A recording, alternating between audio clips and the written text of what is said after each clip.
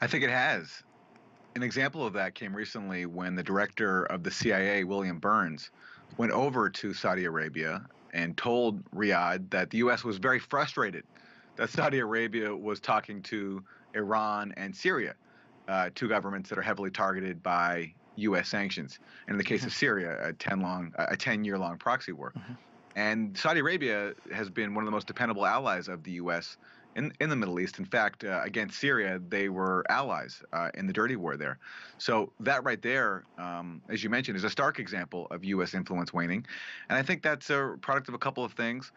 People are realizing that because of the U.S. control of the financial system, as was mentioned earlier, the U.S., when it wants to, can turn on anyone it wants and sanction you and undermine your economy.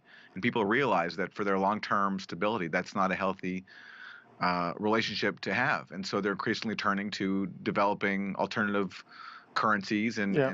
and strengthening their own currencies. And then you look at the proxy war in Ukraine, where you see an example of what it takes to be a U.S. ally, which is in the case of Ukraine, Ukraine, I think, is being used to weaken Russia, as Lloyd Austin said. That's the U.S. goal in Yeah. Ukraine, not to defend Ukraine, but to weaken Russia. So accordingly, if you're a U.S. ally and you realize how expendable you are, Yeah.